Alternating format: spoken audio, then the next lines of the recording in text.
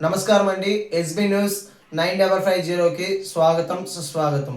ఏ రోజు వార్త ఆ రోజు మనకు అప్డేట్ కావాలంటే ఎస్బీ న్యూస్ 9550 ఛానల్ను మీరు సబ్స్క్రైబ్ చేసుకుంటే ప్రతిరోజు వార్త మీకు అప్డేట్గా ఉంటుంది.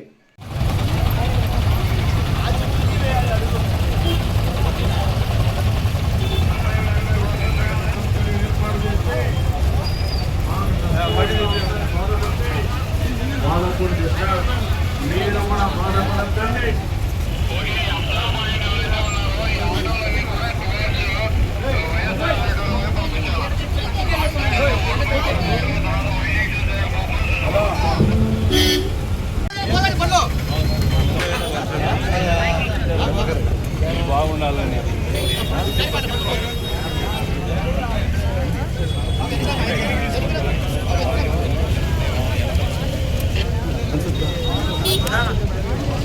ఆటో వాళ్ళు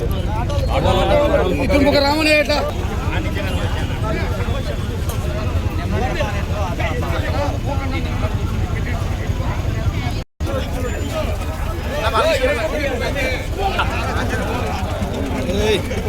అది కదా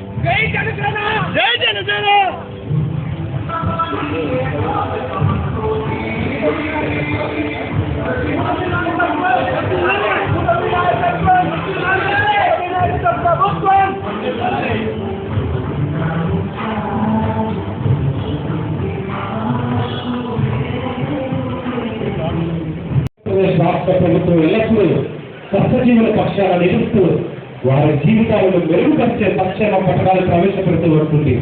ఆ జాబితాలో నేను కొత్తగా చేరిపోతున్న మహత్తర పథకమే ఆటో డ్రైవర్ల సేవలు. రాత్రి బయలు తెలుస్తూ ప్రయాణికులను ఎండ వాన తగలకుండా సురక్షితంగా గమ్యస్థానాలకు చేర్చే కడప ప్రజల సంక్షేమమే తన ఆశగా శ్వాసగా ప్రజల సంక్షేమాన్ని నిరంతరం శ్రమిస్తూ ఈరోజు ఈ ప్రాంగణానికి వచ్చేసినటువంటి గౌరవనీయులు పెద్దలు శ్రీ వెంకట గారి శ్రీనివాస్ రెడ్డి గారిని సాధారణంగా సగౌరవంగా అందరి తప్పకుండా రెడ్డి పెట్టి మాట ఆహారం తెలియజేస్తున్నారు.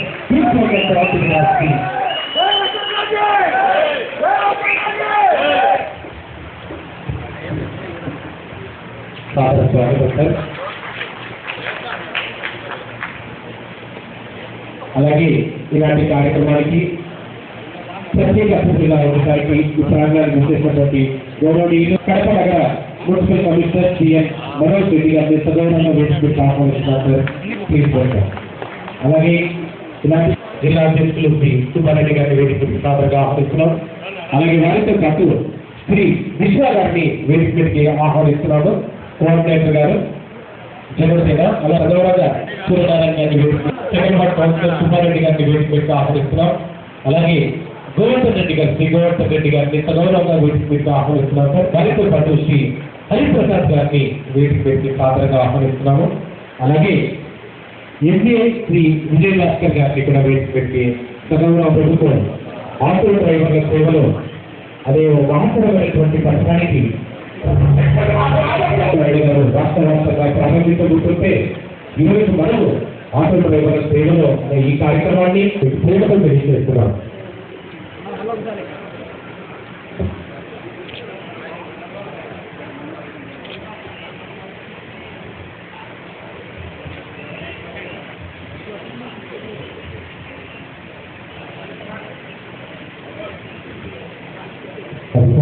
అవసరం ఇచ్చినటువంటి టీమ్స్ మీకు దయచి ప్రజలను చేసుకుని అర్థం చేసుకోండి.